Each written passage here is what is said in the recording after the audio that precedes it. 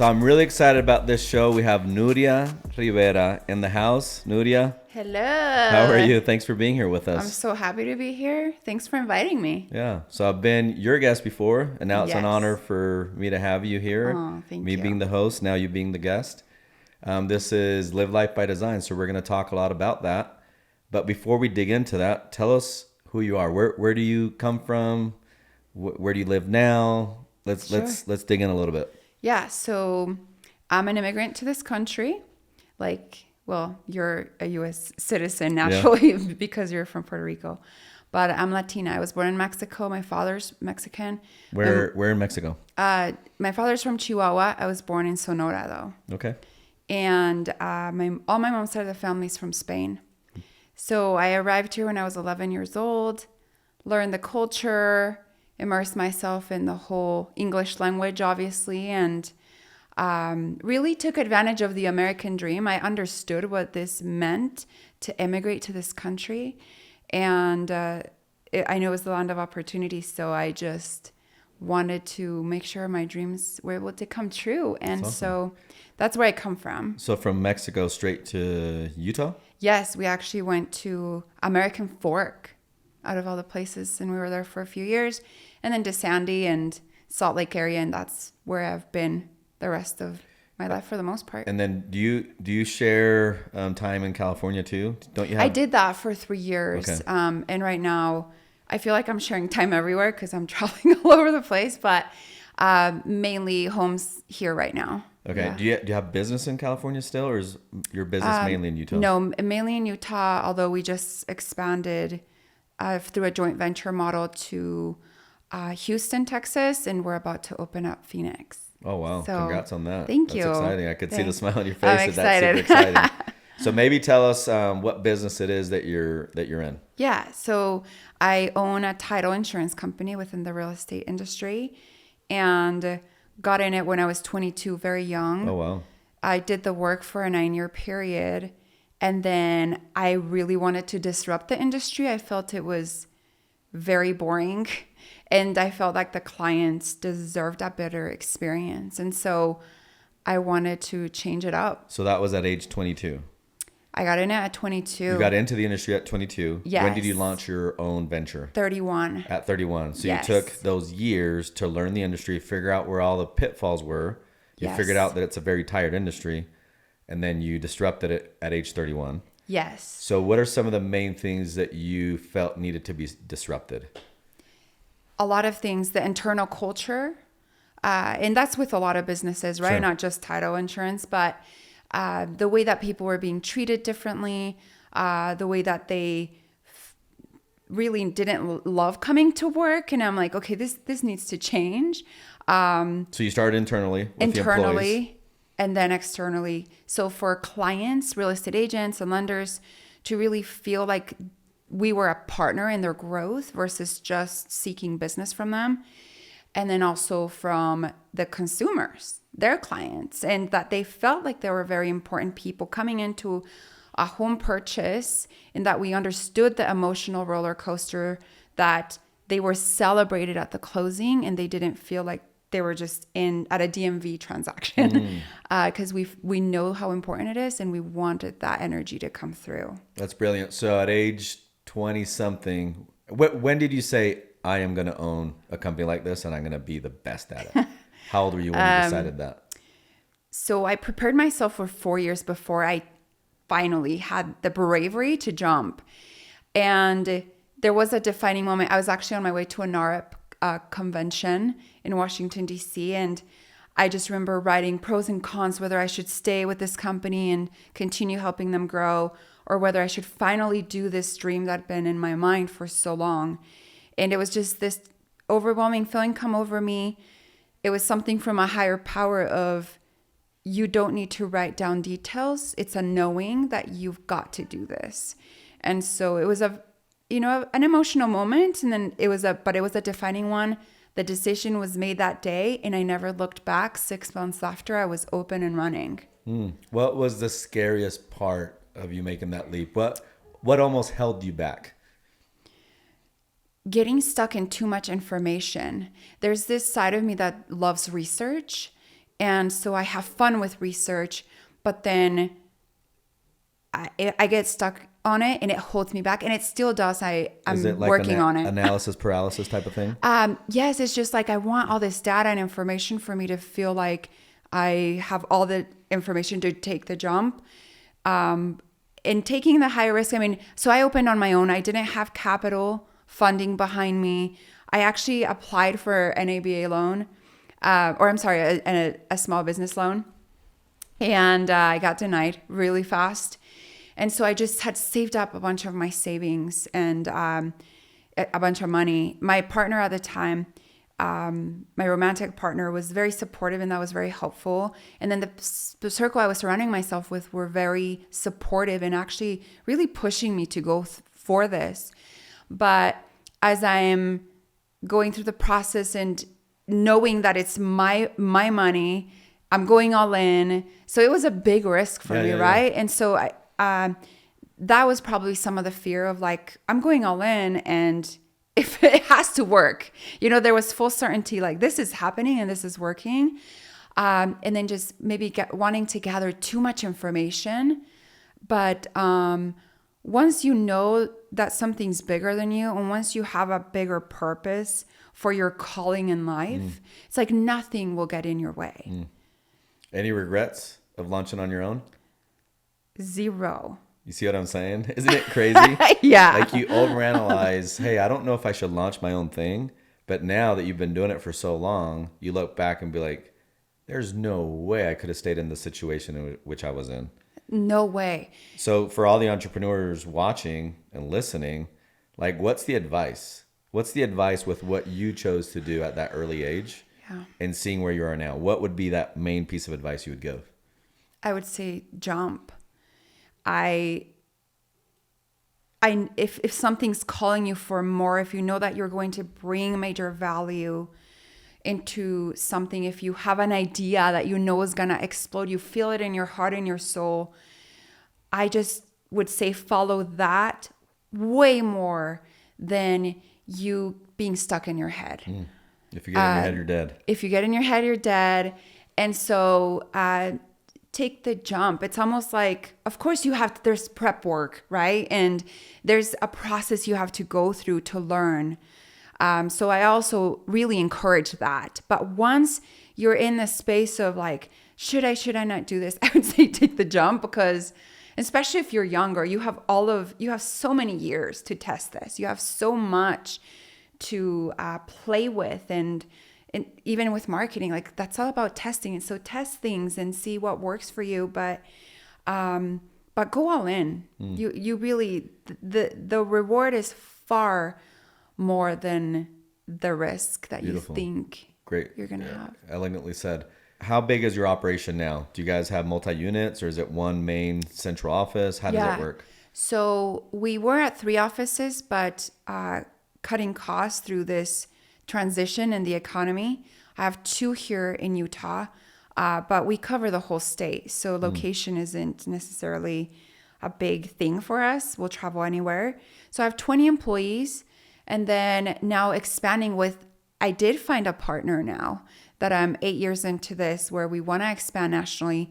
So coming together with the person who holds different strengths than I hold. Sure. Now we just opened up Houston. We're working on Phoenix, and we're bringing this disruption of the way people should be treated in a real estate transaction to different markets. Yeah, and let me elaborate on that, because that's key what you just said. A lot of us like hanging out around people that are like us. If you look at your circle of 5, they probably have the same taste in music, in fashion, in movies, in sports, etc. You probably use the same, language and jokes and all that stuff. So in choosing a partner, a business partner, you quite often want to choose whoever's next to you, right? That friend. Yeah. But if you choose somebody that has the same skill set as you, you're not differentiating. You're not really adding any value to the partnership. So I think it's key that you find a partner that's really good at things that you're not necessarily good at. So I applaud you for that. That's not always easy. And then celebrate the differences. Celebrate the defining skill sets that make you guys different. So I think that's incredible. Thank you. Did it take some work for you to get to that point to choose a partner and say, even though this partner is so different than I am, this is what I need? Yes, and I'm glad you asked that question, because for a long time there was a fear placed within me from society, just how we get all these limiting beliefs as we grow up, but that partners were very scary to have. And so they might screw you type of yeah, thing. so there was a big fear and a big limiting belief within me when it came to that. So naturally I was overly cautious on even having that conversation. But I had to get very honest with myself. One, did I want to build this nationwide title company on my own? Sure. And two, what if there's actually a really great partnership that's available out there? And I would speak to people like you, and I would speak to other incredible entrepreneurs and how they've really been able to scale their businesses.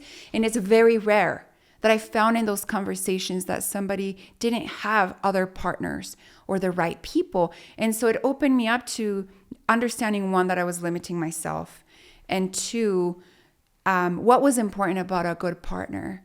And so having those differences, and obviously learning a lot from Tony Robbins, that's where you and I met at an event of his, but understanding, okay, what are my strengths? What are hers or his strengths? Sure. And really playing off each other so that we can really scale this at the maximum level. Yeah, you can't win with 11 quarterbacks on the field. You need, different positions, differentiation in the business. Okay, you mentioned NARA. Yes. You're the president of NARA. Yes, I'm the national president of the largest Hispanic business organization in the nation. Not just business, but Hispanic? Hispanic. But it's big. Business. How big is It's NARA? Huge. So we have over 40,000 members. Whoa. And we have over 100 chapters all over the nation, including Puerto Rico. Okay, so all 50 plus Puerto Rico. Yes. Okay. And, not all 50 states, 100 chapters across the nation. Okay. We're still getting into some markets and some locations. And sorry, what does NARA stand for? Yes. So NARA is National Association of Hispanic Real Estate Professionals. Okay. So it's been around for 23 years, and the mission is to advance Hispanic sustainable home ownership by educating our real estate professionals, also by advocating for policy, and also having networking events. So locally, there's a lot of networking events that are educational to empower those professionals. We also have regional events, and then we have the national events, which you attended at one of them in Miami, and you were one of our speakers. So Thanks for coming. Yeah, thanks for inviting me. It was an awesome event. How many people were there, by the way? We had over 5,000 people. 5,000 people in attendance. That's fantastic. In So Miami at the Fountain amazing. Blue. It was a great experience. And then who else was on your speaker list? You had some pretty cool... Yeah, we had Barbara Corcoran, who came and spoke. She was fantastic. We also had Fat Joe. How was Fat Joe? He was so good. I mean, you see these people growing up, people you admire in the entertainment industry, and then you get them into a room to talk about business. And it's just a whole different level of conversation. He was very smart. And the way he cares about the community and the low income, spots and cities is just very, very Puerto beautiful. Rican, right? Yes, of course. That's why I winked at you. Of course, he was representing for you. But yeah, we've had incredible lineups throughout the years. Yeah, John Leguizamo. Yes, he was a great speaker. Gloria Estefan, Emilio Estefan. Yeah, and they're actually a part of Latitude, which is we do the combined event, and so they're very involved. I've gotten to meet her, and they're wonderful. So were there more people than the 5,000 when you combined the two, or was that combined, that number? It was a combined number. Okay. Yes. But most of the attendees are NARP attendees. Okay, cool. And then how long are you president for? Is there a certain limitation to that tenure? So I'm president for this year, and last year I was incoming president, so it's almost like a VP. So you're prepping the whole year. This year I'm national president. And then next year, I'm immediate past president, so there's still a lot of work that happens. So it's at least it's a 3-year term.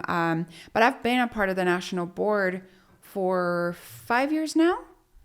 And so it's been Do you feel like it makes 6 some years. big impact in the community? It's been amazing. I mean, I feel so honored to be in this position and just so blessed to have been a part of this whole process. I've actually been a member of NARA for 11 years. So I've been in the organization and helping started as a local leader, local chapter president, and then they saw some strengths there and just kept getting opportunities. And I mean, we had President Barack Obama last year come. We've had President Bush come. It just gets you in a room with these high level thinkers, whether you love, I'm not getting into politics, but just high level people that you just would have never gotten the opportunity to get into to talk about real issues that are happening within the housing industry. That's amazing. So it's really great. That's cool. So what have you learned specifically in your journey of being the president of that organization? What are some takeaways? What are some defining moments that you've had thus far? I've learned so much about leadership. Gary Acosta, he is the co-founder and CEO, and being able to serve at this level and watching him and how he's able to lead this massive organization and how much innovation he's continuing to implement into the organization. Like just how much he's just thinking so forward and outside the box, and just to really help the Hispanic and Latino community at a high level has been really impressive. Why is it important to help specifically the Latino and Hispanic community? Why does that mean so much to folks like you that are really in it? Yes. There's a big misconception, and perhaps you experience this to some extent, of everyone sees us as what we used to be. Sure. And I'm so grateful that our people are still doing the hard jobs. The farmers, the cleaning, all the jobs that most people don't want to do. But there's a huge piece that's missing for most people that don't understand that now they're talking about Latinos like me, Latinos like Jeff, who have built businesses. We own multi-million-dollar businesses. We are building wealth. We're the first generation that's building wealth for our families, which is so beautiful. But there's so much opportunity to do business with us, and people are still stuck in an old mentality of that we're only this bucket. In the labor market. In the labor. And it's so the wealth, but we have tripled our wealth as Latinos in America, which is amazing. Our buying power is tremendous. And so it goes both ways. It's let's do business together on the let us be purchasers of your goods and services, and let's also render goods and services that you can acquire through our innovation and entrepreneurship. Yes, there's so much opportunity there, and I actually love being able to shift people's mindset on that. So it sounds like it's a unifier. It's not saying, hey, we're different over here, we're marginalized, we'll me. It's, hey, let's come together, let's see how we can expand the pie. How we can all participate on all fronts, and let's collaborate. Absolutely. And if you're a business owner or, whatever you offer a product or a service, if you're not focused on this demographic, you're really missing out. Is really my message, is like, change your perception. Look at what we're doing and building here. Yeah, no. So listen, so I watch a lot of Spanish TV, and all of our commercials, it's Ford in Spanish, McDonald's in Spanish, Coca-Cola in Spanish, Pepsi in Spanish. And if we don't cater to that demographic as business owners, I agree with you. You're missing out. Yeah. So it's just figuring it out. And I'm glad that organizations such as NARA and Latitude that help, augment that and help make it more mainstream so that we can collaborate and enjoy each other's company. Because at the end of the day, we're all one. Yes. We're all one. And the more we can do these things, the more one we can be. Yeah, absolutely.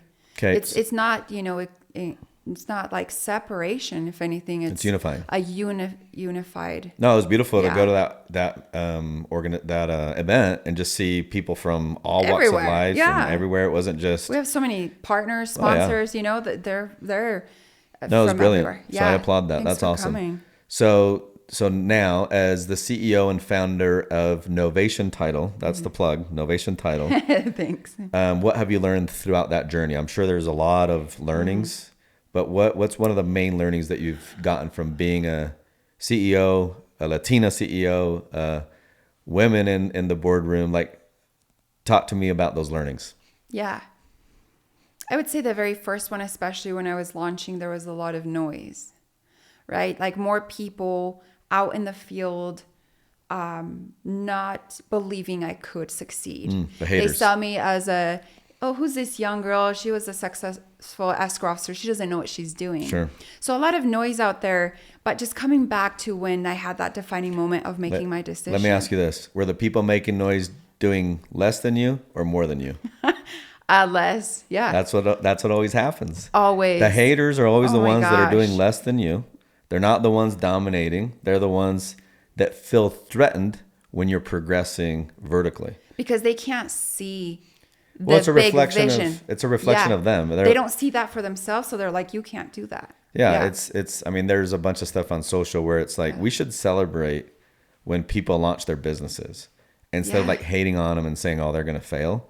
Yeah. Like, why do we celebrate when you make a purchase? Oh, they just got a cool house. Congrats. It seems like the congratulations come out. But why don't we celebrate when we're actually doing something that is very daring and Yes. that takes a lot of cojones to do? I absolutely agree. It's a tremendous amount of courage and bravery.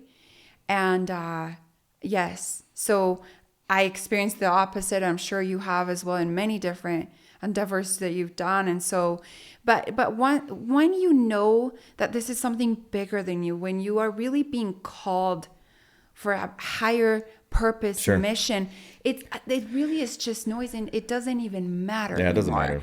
It's like you can say whatever you want.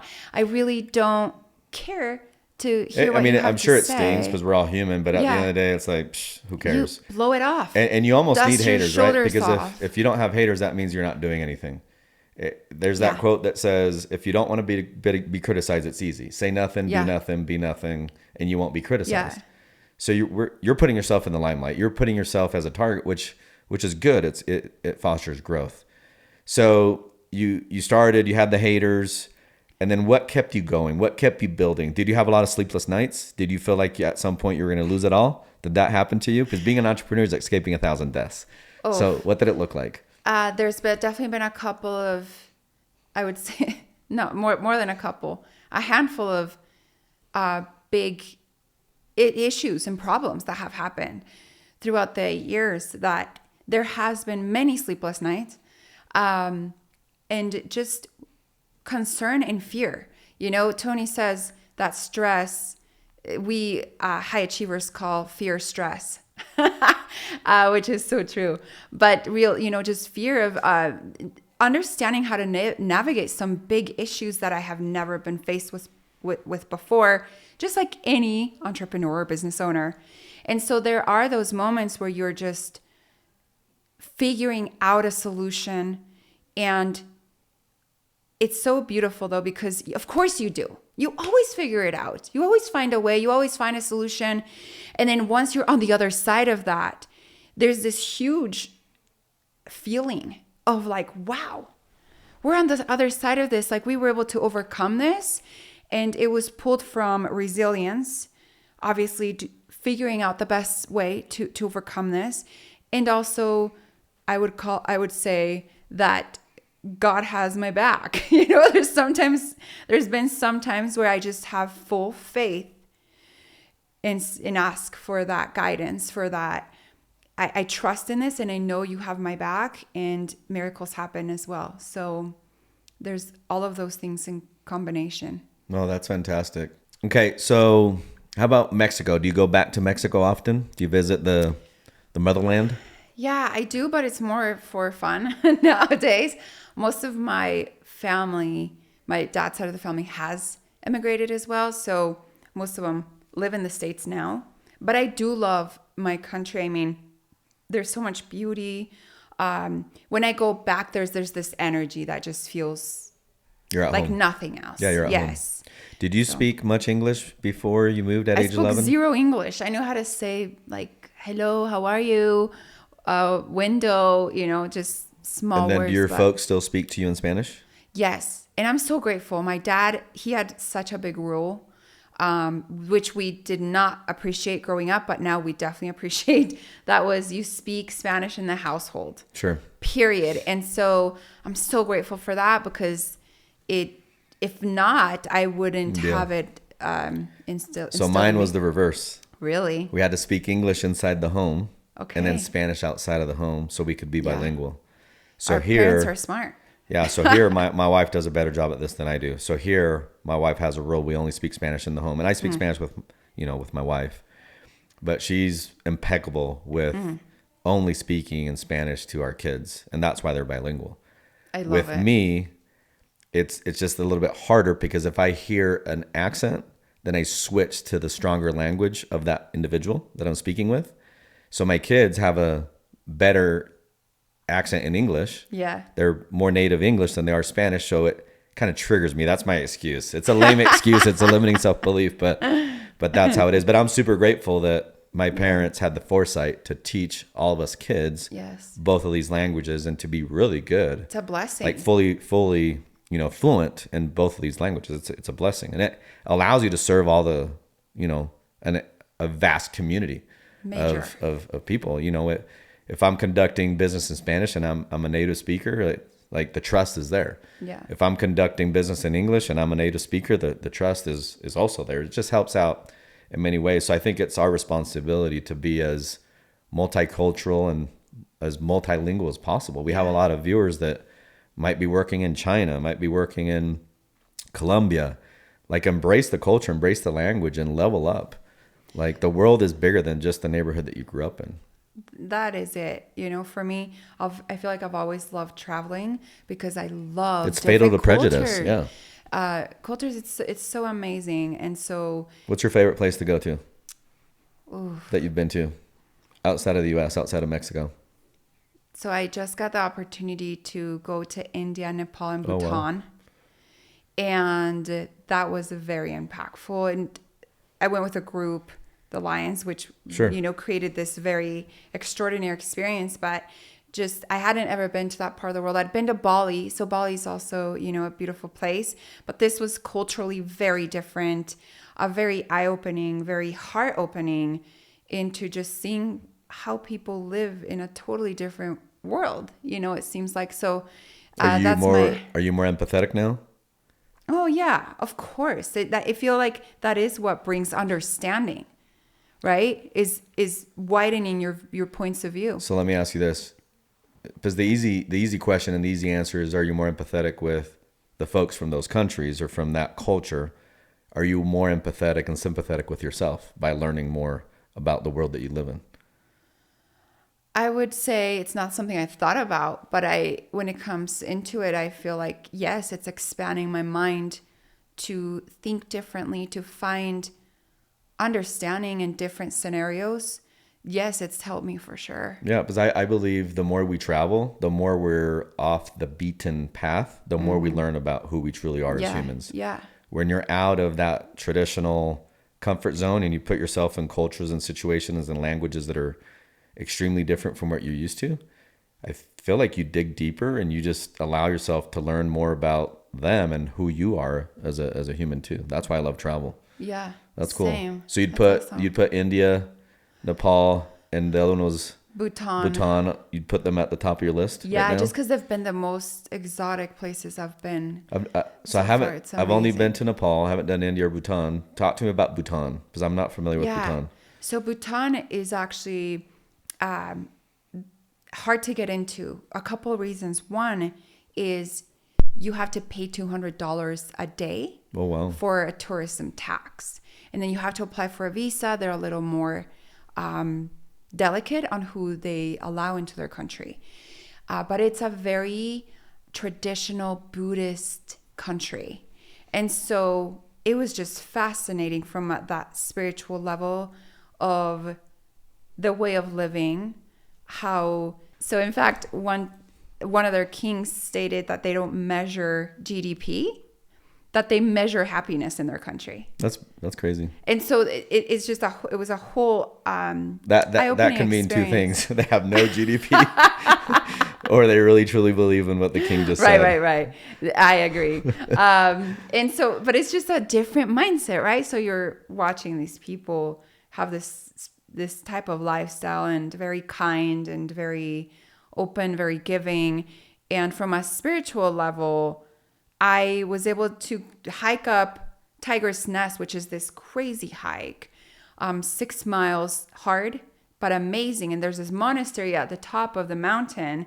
And I'm finding myself meditating and getting blessings from these Buddhist monks. So I'm just looking at this gorgeous view and I'm just like, pinch me, is this my real life right now? And I seem to have Isn't it crazy quite a few of those moments that are just those places incredible. exist? Isn't it It's crazy? amazing. Yeah. So plug, we got to get out there and we got to travel. Yes, we got to travel more. travel the world. Yeah. My Okay. grandma, before she passed away earlier this year.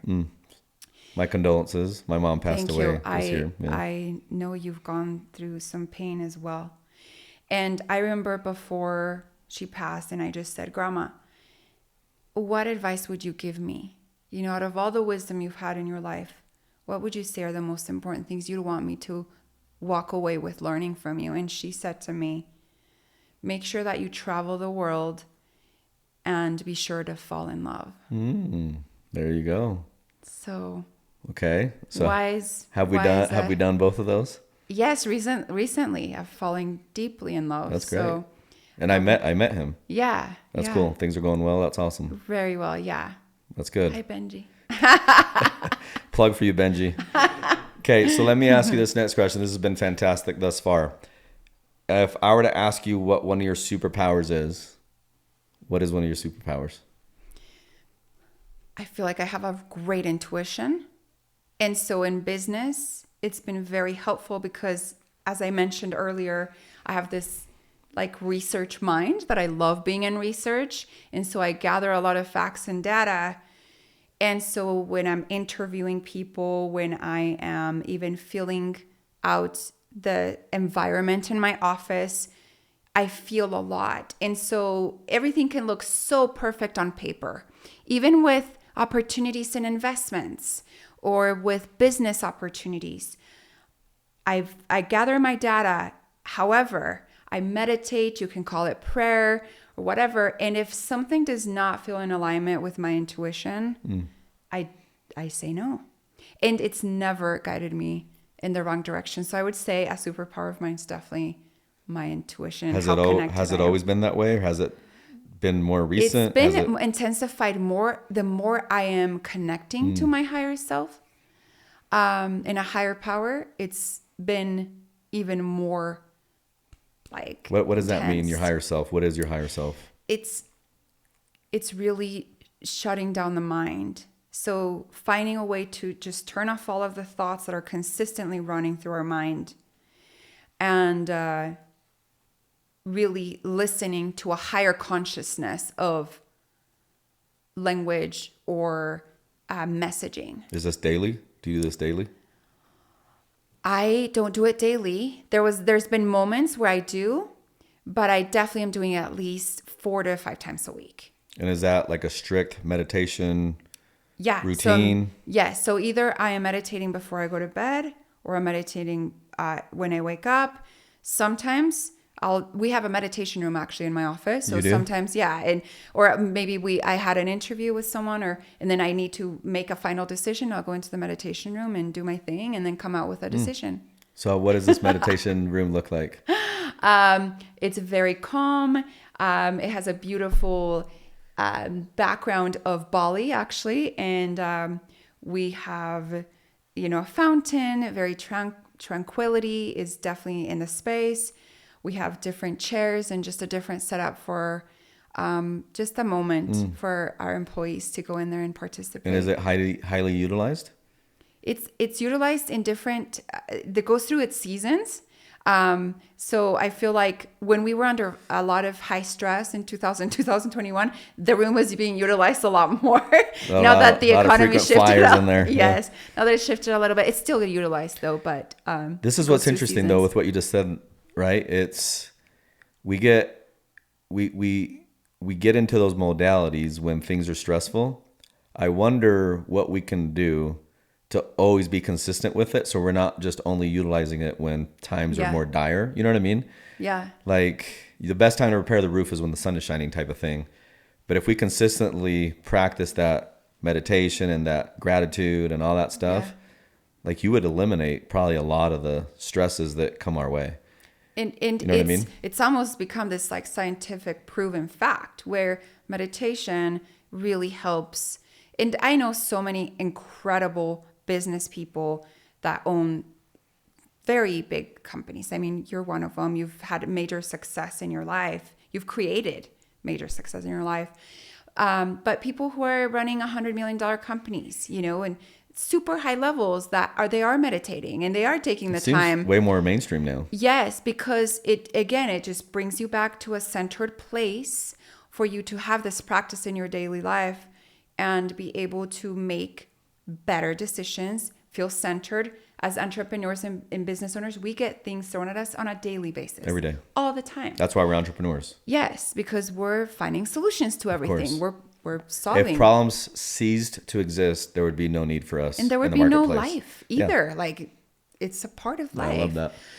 So anyway, highly recommend it. And it is a practice, right? So you can just start out with something. Any books or that's audiobooks guided. or podcasts that can give folks a kickstart on how to meditate properly? Yeah, I mean, there's so many guided. I mean, even you have the Calm app, right? That's like a 10-minute guided meditation. That's like a lot easier to follow. And there's really no wrong way to meditate, There's no right? wrong way. And people are always like, I can't. My thoughts are still running. Again, it's a practice, just like how you go to the gym and build a muscle. It just takes time. So be patient with yourself, and it's okay.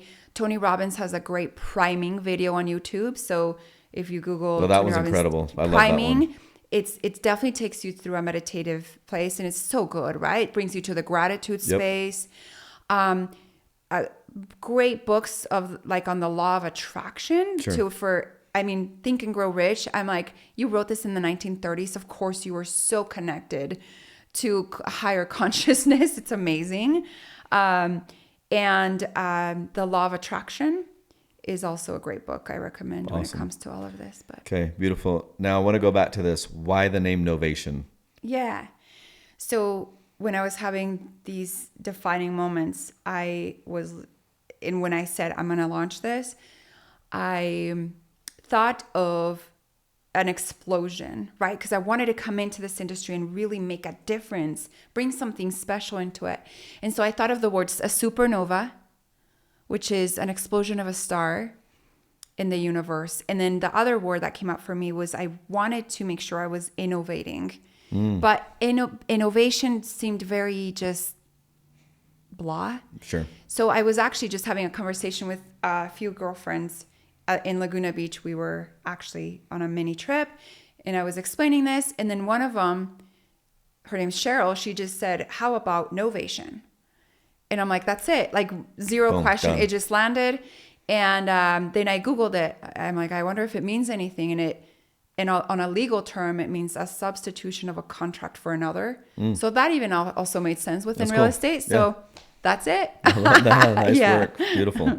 Okay, so a lot of nuggets. This has been fantastic. We'll end with this question. And I like ending with this one. So the name of the show is Live Life by Design, and it can be on any aspect of life, spiritual, physical, intellectual, etc.